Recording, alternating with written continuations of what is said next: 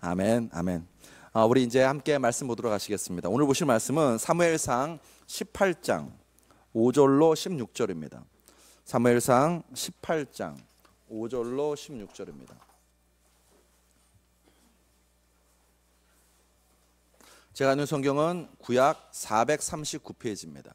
사무엘상 18장 5절로 16절입니다.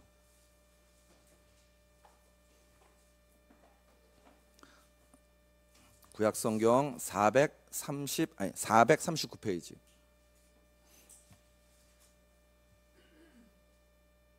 사무엘상 18장 5절로 16절. 다 찾으신 것 같으니까는 제가 한 절 읽고 여러분이 한 절 읽겠습니다. 다윗은 사울이 보내는 곳마다 가서 지혜롭게 행하매 사울이 그를 군대의 장으로 삼았더니 온 백성이 합당히 여겼고 사울의 신하들도 합당히 여겼더라.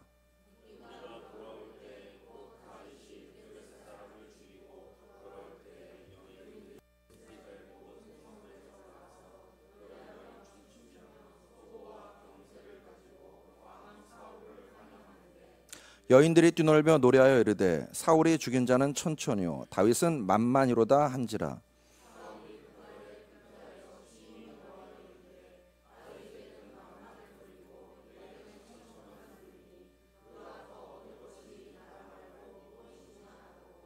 그날 후로 사울이 다윗을 주목하였더라.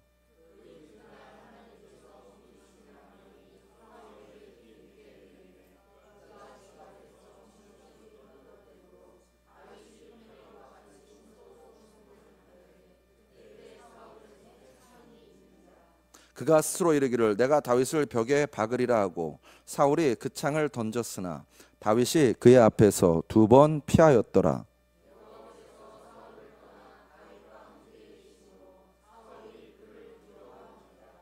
그러므로 사울이 그를 자기 곁에서 떠나게 하고 그를 천부장으로 삼음해 그가 백성 앞에 출입하며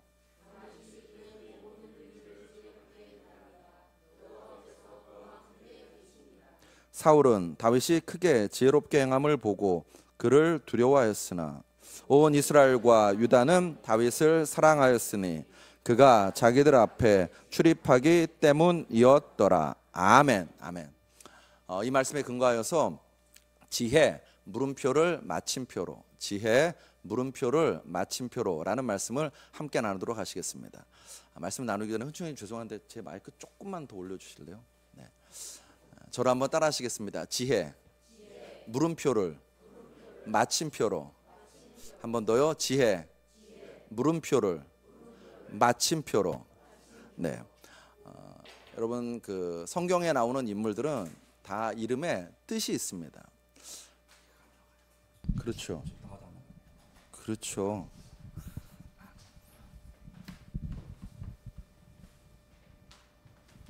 왜 소리가 잘 들리시나요? 잘 들려요? 잘 안 들려. 네, 반반이세요. 제가 마이크 좀 바꾸겠습니다. 네. 하나 둘. 이건 잘 들리시나요? 네. 다윗이라는 이름은 사랑받는 자, 총애받는 자라는 뜻입니다. 다시요. 다윗이라는 이름은 그 이름의 뜻이 사랑받는 자, 총애받는 자라는 뜻입니다.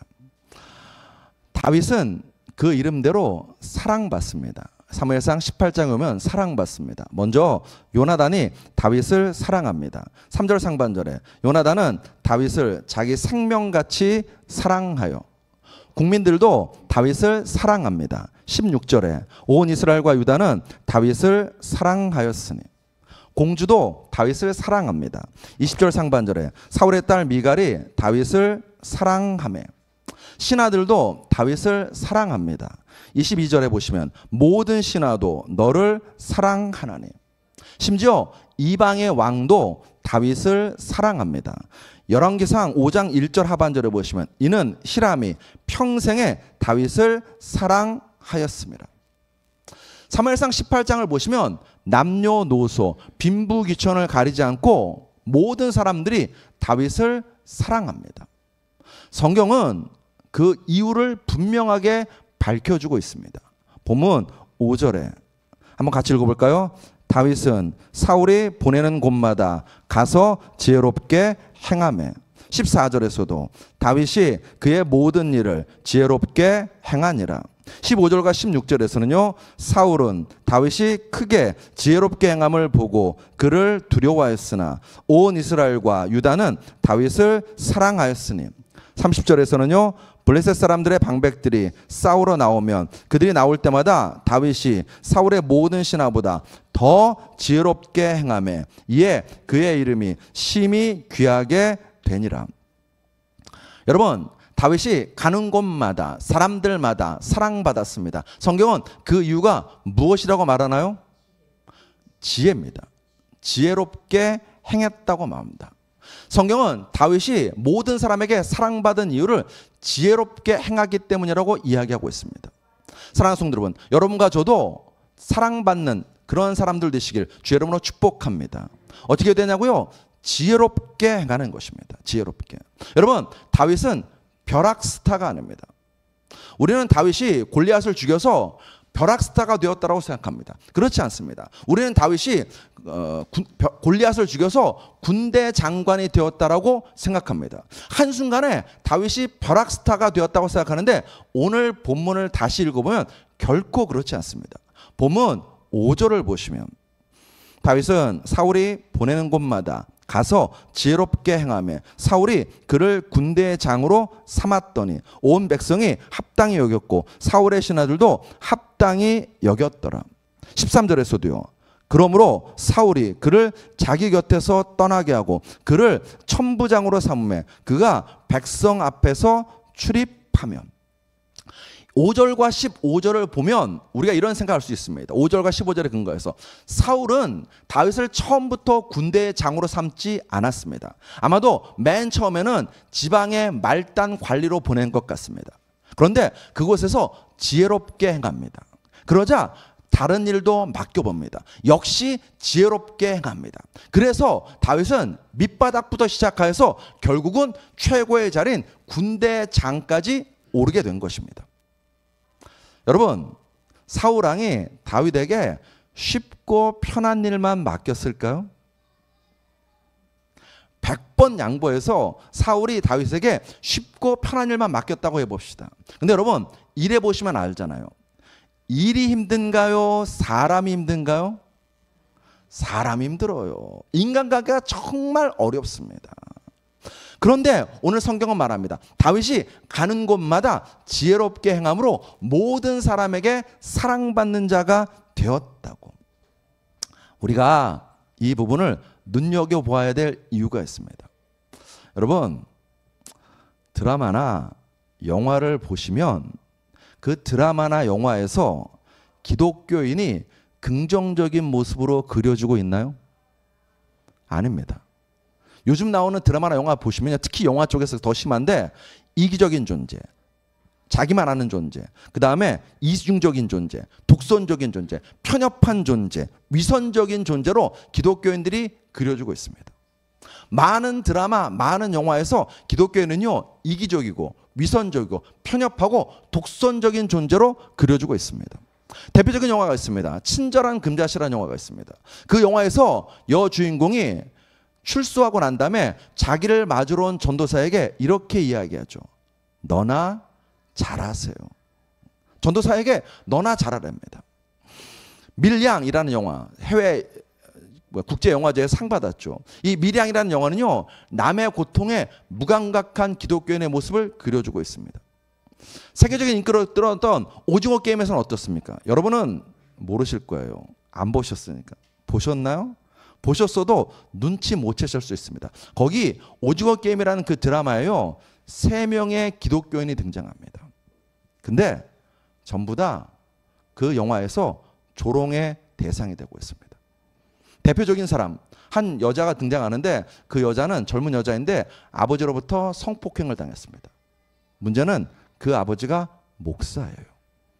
이런 식으로 영화나 드라마에서 기독교인들은요 굉장히 이기적이고 위선적이고 편협하고 독선적인 존재로 그려지고 있습니다. 여러분, 기독교인들이 정말 악한가요? 아닙니다. 기독교가 얼마나 선한 일을 많이 하는지 모릅니다. 여러분 한 사람 한 사람 만나보면 참 착합니다. 아무도 고개를 끄덕이지 않아서 다 착해요. 순해요. 선해요. 근데 이상하죠? 왜? 오늘날 세상에서 기독교인들은 위선적인 존재, 편협한 존재, 독선적인 존재로 그려질까요? 오늘 본문을 근거로 하면요, 지혜가 없기 때문입니다. 예수님 말씀하셨죠. 마태복음 10장 16절에서 우리 같이 읽어보겠습니다. 시작. 보라, 내가 너희를 보냄이 양을 이리 가운데로 보냄과 같도다. 그러므로 너희는 뱀같이 지혜롭고 비둘기같이 순결하라. 예수님께서 우리에게 말씀하십니다. 뱀같이 지혜롭고 비둘기같이 순결하라고 말씀하시는데요. 혹시 오늘날 기독교인들이 뱀같이 간교하고 비둘기같이 멍청하게 행하는 것 아닐까요? 사랑하는 성도 여러분, 지혜가 뭐죠? 지혜가 뭡니까? 지혜를 뭐라고 정리하시겠습니까? 잠언에 지혜에 관한 말씀이 많이 나옵니다. 그 잠언 말씀들을 보면 지혜에 대해서 이렇게 정의합니다. 잠언 1장 7절. 여호와를 경외하는 것이 지식의 근본이거늘.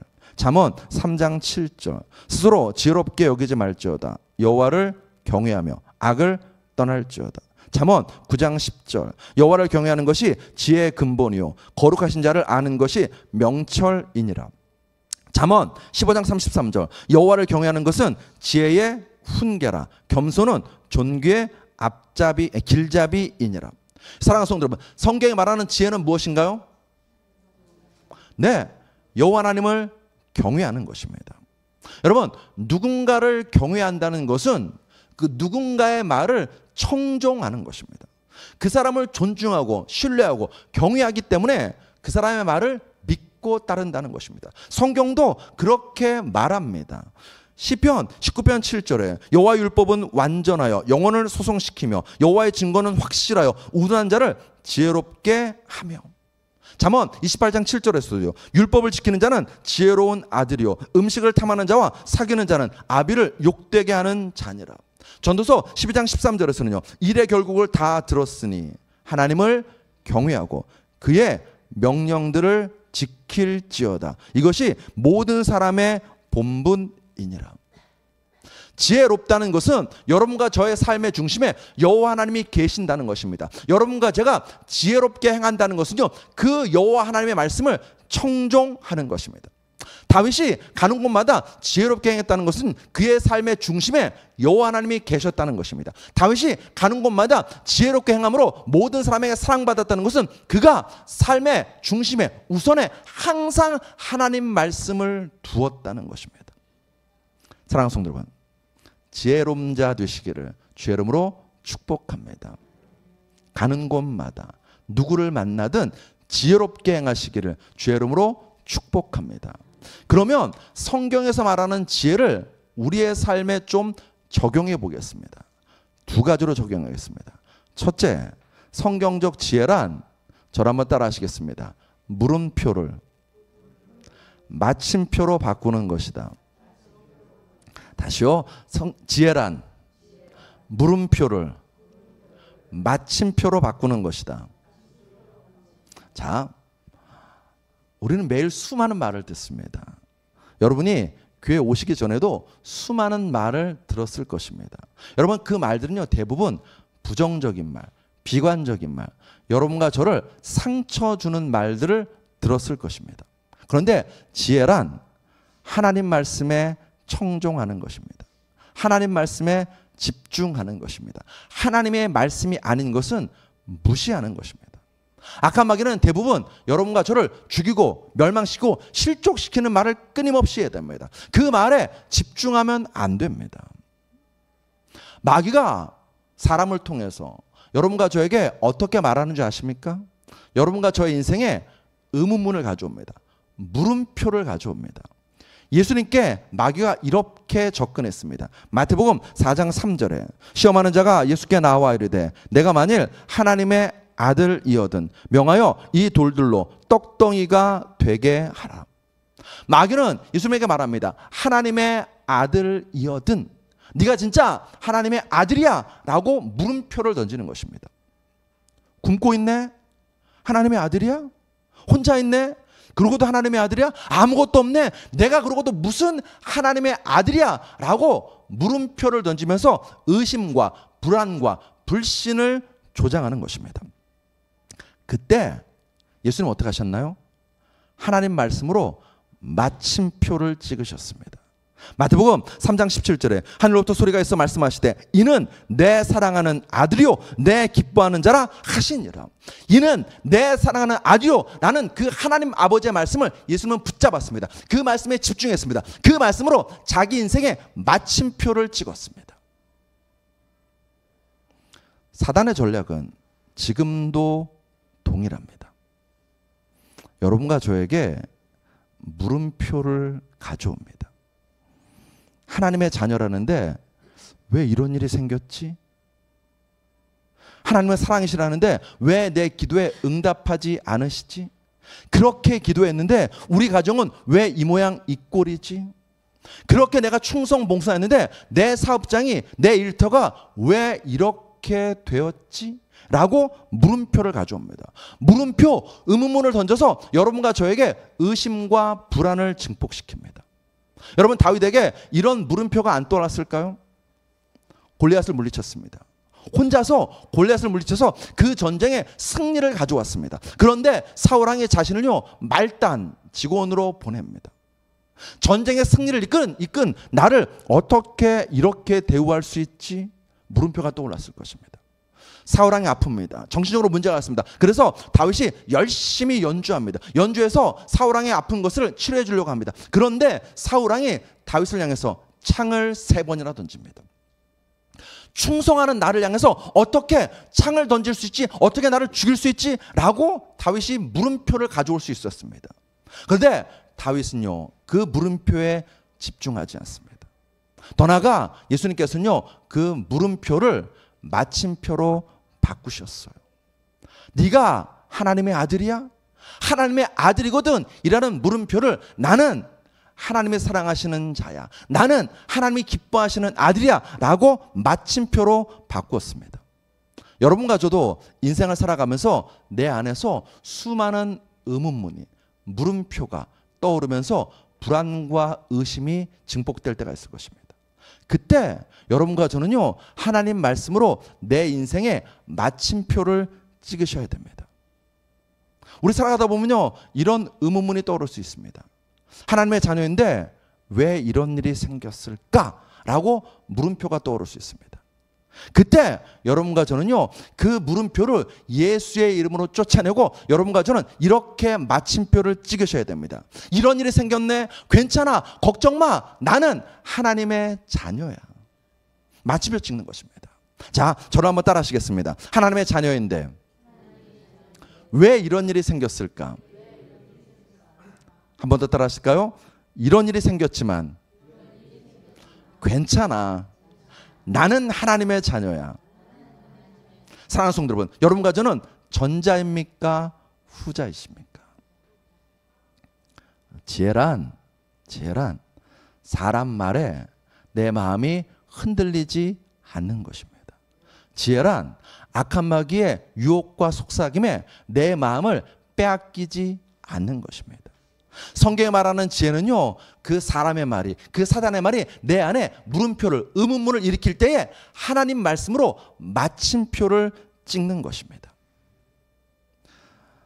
제가 얼마 전에 금요기도를 마치고 집에 가는데 삼거리에서 교통사고가 났어요.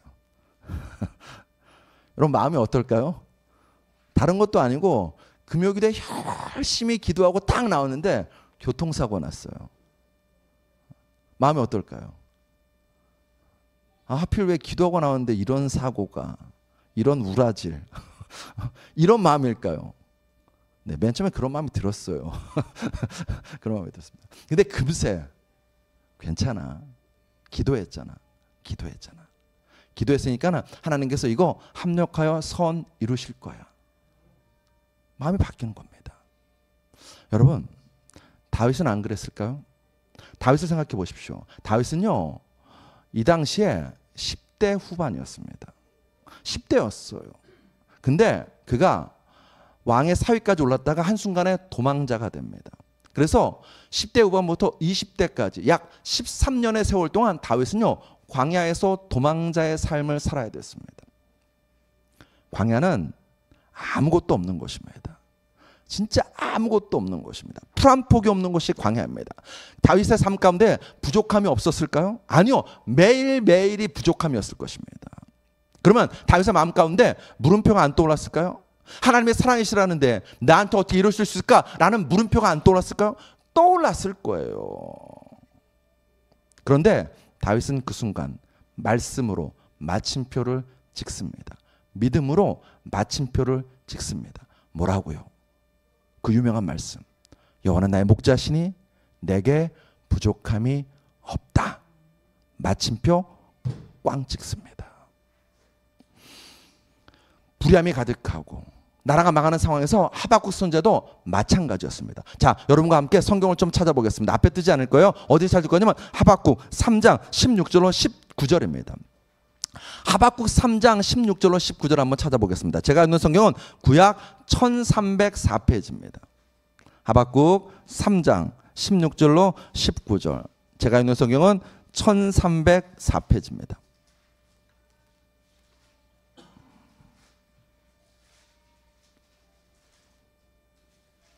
여러분 성경책 넘기시는 소리가 너무 아름답고 아이들이 새롭게 찬양 부르는 소리는 더 아름답고. 구약성경 1304페이지, 저는 그렇습니다. 1304페이지 하박국 3장 16절로 19절입니다. 하박국 3장 16절로 19절. 네, 천천히 찾으셔도 괜찮아요.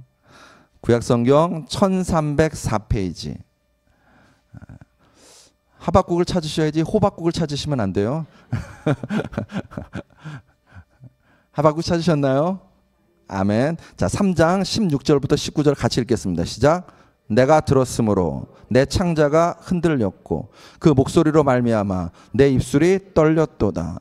무리가 우리를 치러 올라오는 환난 날을 내가 기다림으로 썩이는 것이 내 뼈에 들어왔으며 내 몸은 내 처소에서 떨리는도다. 비록 무화과 나무가 무성하지 못하며 포도나무에 열매가 없으며 감람나무에 소출이 없으며 밭에 먹을 것이 없으며 우리의 양이 없으며 외양간에 소가 없을지라도 나는 여호와로 말미암아 즐거워하며 나의 구원의 하나님으로 말미암아 기뻐하리로다. 주 여호와는 나의 힘이시라. 나의 발을 사슴과 같게 하사 나를 나의 높은 곳으로 다니게 하시리로다. 이 노래는 지휘하는 사람을 위하여 내 수금에 맞춘 것이라. 우리는 보통 하박국 이 3장을 17절부터 읽습니다. 근데 아니요, 16절부터 읽으셔야 됩니다. 16절. 창자가 흔들릴 정도로 위험한 상황에 지금 처해 있습니다. 17절. 빈털털인 상황입니다. 위험합니다. 아무것도 없습니다. 죽음의 그림자가 깊게 드리워졌다는 것입니다. 그때 하박국 선지자는요, 얼마나 그 내면에 수많은 물음표와 의문문이 떠올랐겠습니까? 신앙이 흔들리죠. 근데 그 순간 그는 하나님 말씀으로, 하나님을 믿는 믿음으로 말씀의 마침표를 찍습니다. 18절, 하나님으로 기뻐한다고 마침표를 찍습니다. 19절, 하나님이 구원하신다고 마침표를 찍습니다. 여러분과 저 인생 가운데 어떤 고난과 위기가 있습니까? 어쩌면 하박국 선지자처럼은요, 창자가 흔들릴 정도로 그런 고난 가운데, 위기 가운데 처해서 두렵고 떨리는 그런 상황에 처해 있는 분 계실 수도 있습니다. 그때 여러분과 저에게 필요한 것이 무엇이냐고, 하나님을 믿는 믿음으로, 말씀으로 마침표를 찍는 것입니다. 하나님을 믿는 믿음으로 그 말씀을 내 자신에게 선포하는 것입니다. 이것은 시편 기자도 똑같은 역사를 행했습니다. 자, 성경 한 군데 도착했습니다. 시편 43편입니다. 구약 성경 시편 43편. 제가 있는 페이지 성경으로는 832페이지입니다. 시편 43편. 구약 성경 832페이지입니다. 자, 43편 다 읽지 않고 먼저 2절부터 읽을 겁니다. 2절부터 43편 2절부터 읽겠습니다. 자, 같이 읽겠습니다. 2절 시작. 나의 힘이 되신 하나님이시거늘 어찌하여 나를 버리셨나이까. 내가 어찌하여 원수의 억압으로 말미암아 슬프게 다니리까. 시편 기자는 지금 버림받았다고 생각합니다. 두렵고 낙심되는 그런 상황에 처해 있습니다. 얼마나 수많은 물음표와 의문문이 그의 마음 가운데서 그를 뒤흔들었겠습니까? 하나님 어떻게 나한테 이럴 수 있지? 이러고도 하나님이 나의 하나님이라고 할 수 있을까? 내가 혹시 뭐 잘못한 것 없을까? 하나님께서부터 정말로 내가 저주받고 징계받는 것일까 하는 그런 두려움과 낙심과 절망이 그의 마음 가운데 끊임없이 요동치고 있었을 것입니다. 그런데 그런 시편 기자는 거기에만 머물러 있지 않습니다. 시편 43편 5절 우리 같이 읽겠습니다. 시작. 내 영혼아 내가 어찌하여 낙심하며 어찌하여 내 속에서 불안해하는가. 너는 하나님께 소망을 두라. 그가 나타나 도우심으로 말미암아 내 하나님을 여전히 찬송하리로다. 시편 기자는요 마음이 낙심됩니다. 마음이 불안합니다. 그의 마음 가운데 수많은 물음표가 떠오르고 있었습니다. 그런데 그는 거기에서 멈추지 않았습니다. 어떻게 했습니까? 나는 하나님께 소망을 둔다 라고 마침표를 꽝 찍습니다. 나는 여전히 나타나 도우시는 내 하나님을 찬송한다라고 마침표를 찍었습니다. 사랑하는 성도 여러분, 이게 지혜고 이게 신앙입니다. 지혜가 무엇이냐고요? 세상에 수많은 사람의 말이 내 귀에 들릴 것입니다. 그 말에 현혹되지 않는 것이 지혜의 첫걸음입니다. 지혜가 뭐냐고요? 사단이 여러분과 저의 마음을 뒤흔들려고 우리의 마음 가운데 수많은 의문문, 수많은 물음표를 떠오르게 만들 것입니다. 거기에 마음 뺏기지 않는 게 지혜입니다. 지혜가 무엇이냐고요? 그 순간 하나님 말씀으로 내 인생을 향하여서 마침표를 찍는 것입니다. 제가 성경에 나오는 하나님 말씀 몇 가지 한번 읽어드리겠습니다. 앞에 이제 화면에 뜰 것입니다. 나는 하나님의 자녀이다. 이 말씀으로 내 인생에 마침표 찍는 것입니다. 여호와는 내게 복을 주시고 지키시기를 원하며 그 얼굴을 내게 향하여 드사 은혜 베푸시기를 원한다. 주께서 내게 복의 복을 더하사 나의 지경을 넓히신다. 내 입을 넓게 열라 내가 채우리라. 너의 행사를 여호와께 맡기라. 너의 경영하는 것이 이루리라. 하나님이 나를 도우신다. 의로운 오른손으로 나를 붙드신다. 나를 향하신 하나님의 생각은 평안이요 미래요 희망이다. 여호와의 자비와 긍휼하심이 무궁함으로 나는 진멸되지 않는다. 할 수 있거든요. 무슨 말이냐? 믿는 자에게는 능치 못할 일이 없다. 예수님께서 세상에 줄 수 없는 평안을 나에게 주신다. 하나님을 사랑하는 자에게는 모든 것이 합력하여 선을 이룬다. 나의 하나님이 예수 안에서 모든 쓸 것을 채우신다. 믿음은 바라는 것들의 실상이요 보이지 않는 것들의 증거이다. 이런 말씀으로 내 인생에 마침표를 찍으십시오. 다시 처음 1번으로 넘겨주시겠습니까? 자, 우리 같이 읽어보겠습니다. 같이 읽습니다. 나를 향하여서 선포하는 마음으로 같이 읽겠습니다. 시작. 나는 하나님의 자녀이다. 이번요. 여호와는 내게 복을 주시고 지키시기를 원하며 그 얼굴을 내게로 향하여 드사 은혜 베푸시기를 원한다. 주께서 내게 복의 복을 더하사 나의 지경을 넓히신다. 내 입을 넓게 열라 내가 채우리라. 너의 행사를 여호와께 맡기라. 너의 경영하는 것이 이루리라. 하나님이 나를 도우신다. 의로운 오른손으로 나를 붙드신다. 나를 향한 하나님의 생각은 평안이요 미래요 희망이다. 여호와의 자비와 긍휼하심이 무궁함으로 나는 진멸되지 않는다. 할 수 있거든요. 무슨 말이냐? 믿는 자에게는 능치 못할 일이 없다. 예수님께서 세상에 줄 수 없는 평안을 주신다. 하나님을 사랑하는 자에게는 모든 것이 합력하여 선을 이룬다. 나의 하나님이 예수 안에서 모든 쓸 것을 채우신다. 믿음은 바라는 것들의 실상이요 보이지 않는 것들의 증거이다. 아멘. 아멘. 사랑하는 성도 여러분, 여러분과 저의 마음이 유동칠 때, 여러분과 저의 마음 가운데 수많은 물음표가 떠오를 때, 그때 하나님 말씀으로 여러분과 저의 인생에 마침표를 찍음으로 그 말씀이 여러분과 저의 인생이 되는, 역사가 되는 그 은혜 누리게 되시기를 주의 이름으로 축복합니다. 살아가다 보면요 고난 만날 수 있습니다. 살아가다 보면요 실패할 수 있습니다. 살아가다 보면요 남보다 늦게 갈 수도 있습니다. 근데 그것이 우리 인생의 마침표는 아닙니다. 우리 인생의 끝, 우리 인생의 진정한 모습은요 하나님 말씀인 줄로 믿습니다. 자, 저를 한번 더 따라 하시겠습니다. 물음표가 떠오를 때마다 하나님 말씀으로 마침표를 찍자. 한 번 더요. 물음표가 떠오를 때마다 하나님 말씀으로 마침표를 찍자. 아멘. 그것이 지혜입니다. 그것이 성경적인 지혜입니다. 두 번째, 성경적인 지혜란 저를 한번 따라 하시겠습니다. 고린도전서 15장 10절을 저를 따라 하십시오. 고린도전서 15장 10절을 내 고백으로 삼는 것입니다. 한 번 더요. 고린도전서 15장 10절을 내 고백으로 삼는 것입니다. 우리 고린도전서 15장 10절을 같이 읽겠습니다. 시작. 그러나 내가 나 된 것은 하나님의 은혜로 된 것이니 내게 주신 그의 은혜가 헛되지 아니하여 내가 모든 사도보다 더 많이 수고하였으나 내가 한 것이 아니요 오직 나와 함께 하신 하나님의 은혜로다. 아멘이신가요? 여러분, 저에게는 두 가지 목회자 모임이 있습니다. 하나는 이 노년 지역에 있는 목회자들 모임이 하나 있습니다. 또 하나는 목회자 독서 모임이 있습니다. 가면 아주 가끔가다 목사님들이 조용히 물어요. 뭘 묻냐면, 아니 왜 대형교회 목회자들이 그렇게 변질돼요? 그렇게 타락해요? 처음엔 안 그랬을 텐데 왜 그렇게 변하죠? 라고 물어요.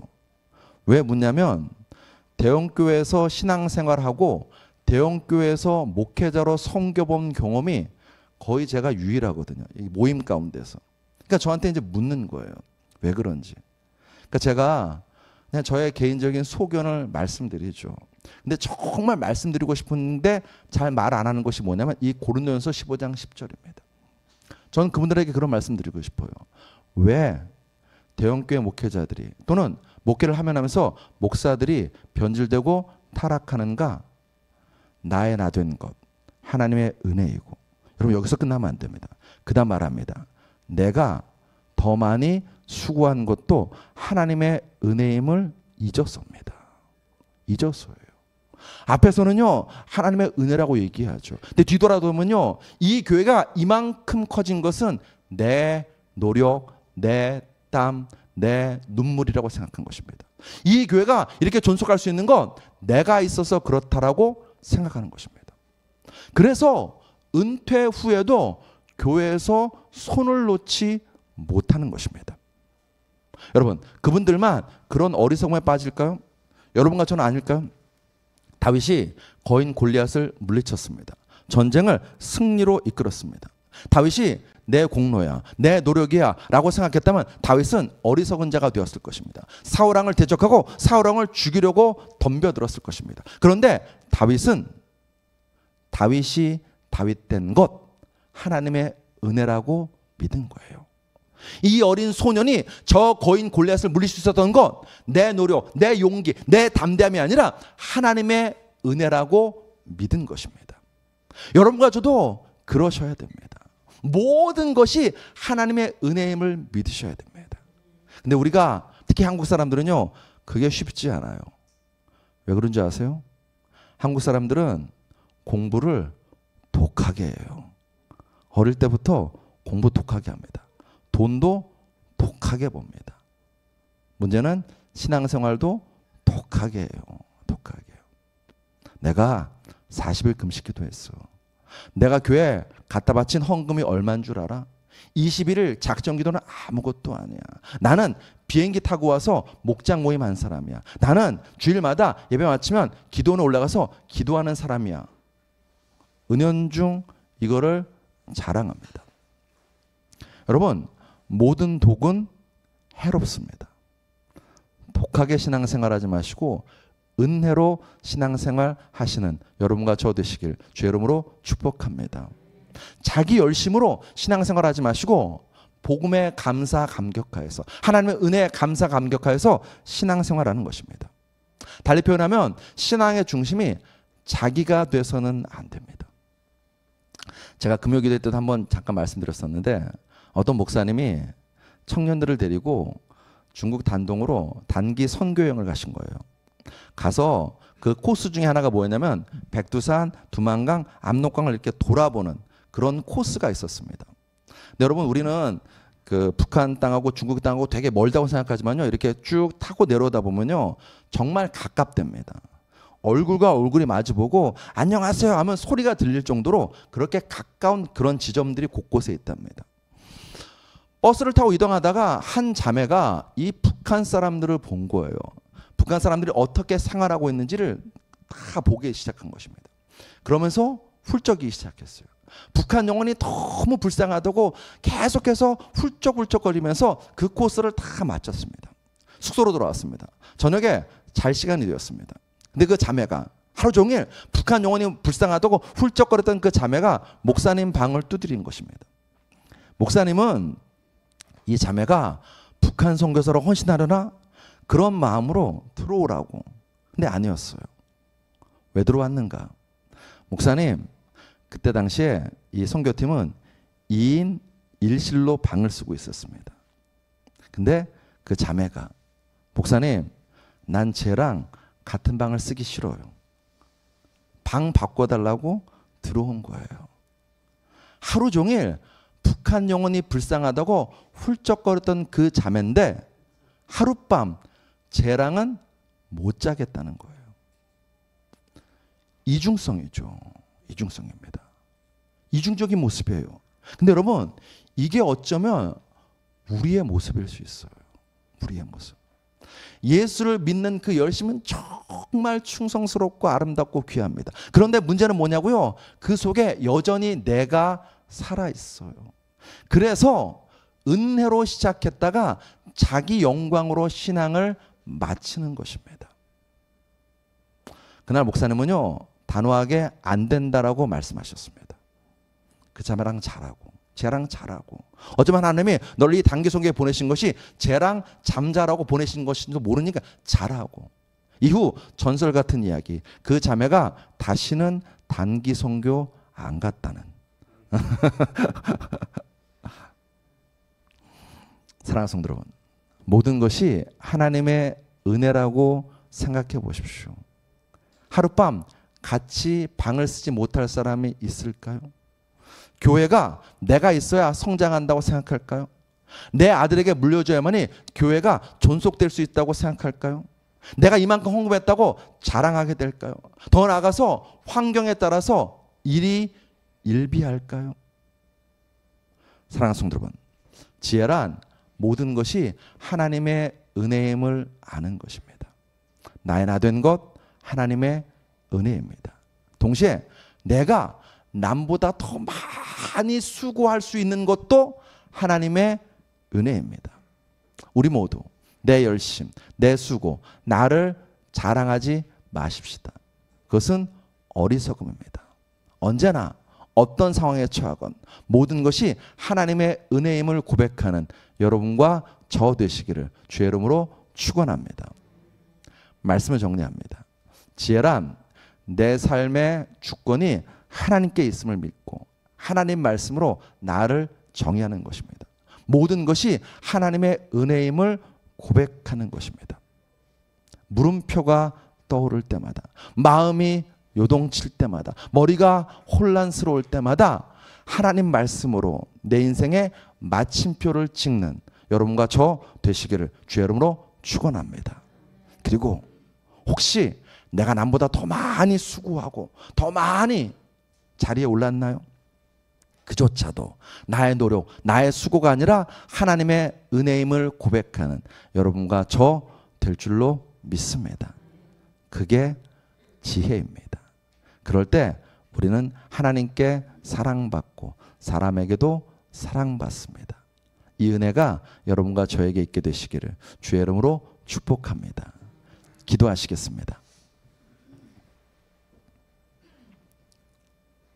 하나님, 우리를 사랑하셔서 지혜 없는 자에게 지혜를 후히 주시는 하나님으로 우리를 찾아와 주시오니 참으로 감사드립니다.